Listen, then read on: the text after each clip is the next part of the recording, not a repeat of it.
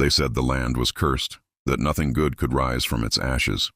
Yet from the broken homes and silenced voices, a single leader dared to stand, not with weapons, but with a vision. He spoke of unity where division reigned, of rebuilding where corruption had consumed everything. But when truth begins to threaten power, even hope becomes dangerous. Whispers turned to warnings, and those once loyal began to disappear. Still he refused to bow, because for him, freedom wasn't a dream, it was a debt owed to his people. But how far will one man go to defy a system built to destroy him? Before the world spoke his name, he was just another son of the soil, walking barefoot through dusty roads, carrying dreams bigger than the sky above him. His village had little, but it had pride. Every morning he watched his people rise before dawn to work lands that never seemed to give enough. Yet even in that struggle there was hope, until corruption began to rot everything sacred. Schools closed. Farmers lost their land. Children went hungry while those in power feasted behind guarded walls. He didn't set out to become a leader. The people chose him because he spoke what they all felt but feared to say.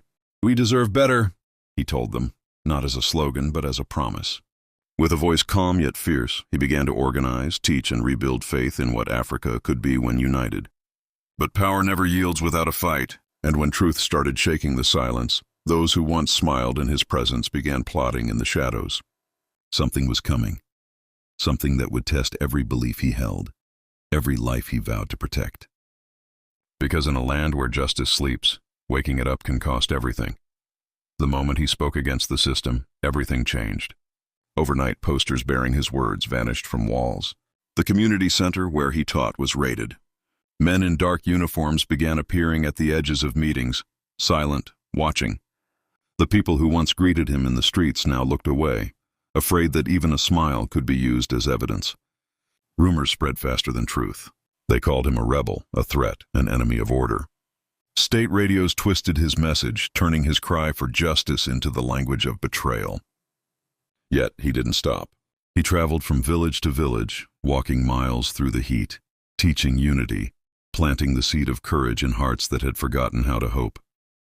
But courage is contagious, and so is fear.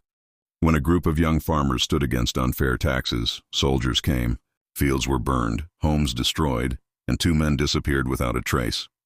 He arrived too late to save them, but he promised their families their sacrifice would not be in vain. That night he stood beneath a sky heavy with smoke and grief, his fists clenched. "If they fear our voices," he said quietly, "then we must speak louder." Every act of defiance brought new danger. Secret meetings in candle-lit rooms, whispers of spies among them, food supplies cut off. Even his closest allies began to question how far they could go before the cost became unbearable. Then came the order. The government declared his movement illegal. His name was placed on a list. Anyone seen helping him risked imprisonment, or worse. But instead of breaking, the movement grew stronger. From the coastlines to the mountains, from students to elders, people began chanting his name in secret. His face, once hidden, became a symbol, a reminder that Africa's heartbeat could not be silenced. Still, he knew symbols don't win battles. People do. And people were bleeding. The state tightened its grip, cutting power to villages that supported him. Media blackouts followed. Roads were blocked. He was hunted like a criminal, yet everywhere he went, the poor opened their doors, hiding him, feeding him, believing in him. One evening, while crossing a remote river to evade capture, a young boy guiding him slipped and fell into the water.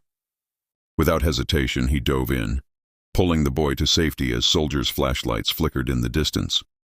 Drenched and breathless, he whispered, "We save each other, or we lose everything." By now, the whole nation was watching. Some in fear, others in awe. His movement was no longer just about one man. It had become a mirror reflecting the soul of a people who refused to kneel. But deep inside, he knew what was coming. The system wouldn't stay silent much longer. A reckoning was on its way. And when it arrived, no one would leave untouched. The night they came for him, the air was thick with silence, the kind that only exists before something breaks. He knew it was coming. For weeks, whispers had carried the same message. They're closing in. Yet he refused to run. "If I flee," he told his followers, "then the message dies before the man." When the trucks arrived, headlights slicing through the darkness, the village stood frozen. Soldiers poured out like shadows with guns drawn, boots pounding against the earth. Mothers clutched their children. The leader stepped forward, unarmed, unafraid. His eyes met the commander's. No words, only a shared understanding that this moment would be remembered long after both were gone. They dragged him through the mud as the people watched, powerless but burning inside.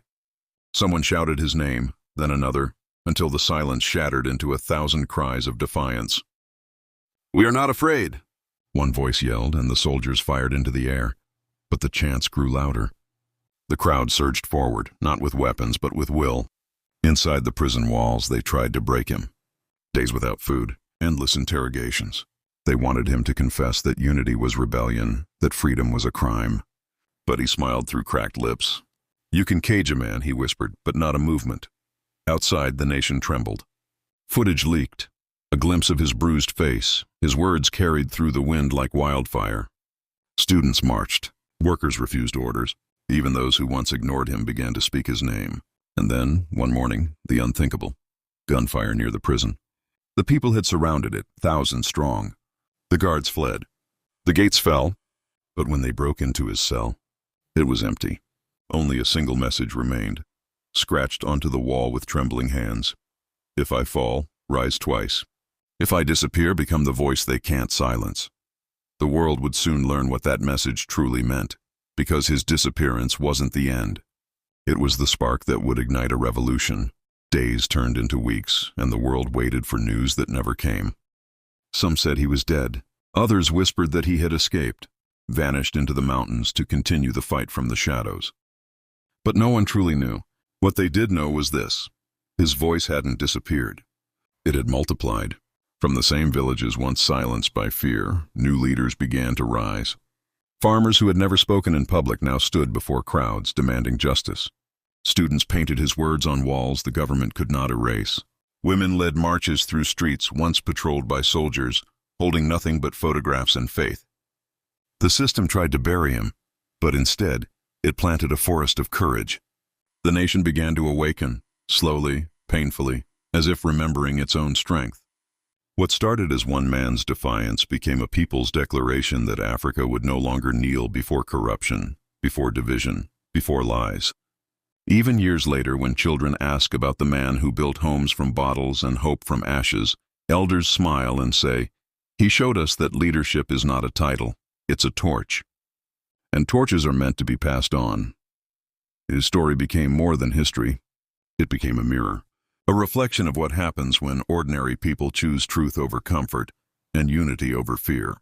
And now, as new generations rise across Africa, engineers, farmers, artists, and dreamers, his spirit lives in every act of creation, every voice that refuses to be silenced. Because true leadership isn't about power, it's about legacy, and legacy is born the moment someone decides to stand, even when standing costs everything. So the question remains, when your moment comes, will you stand too?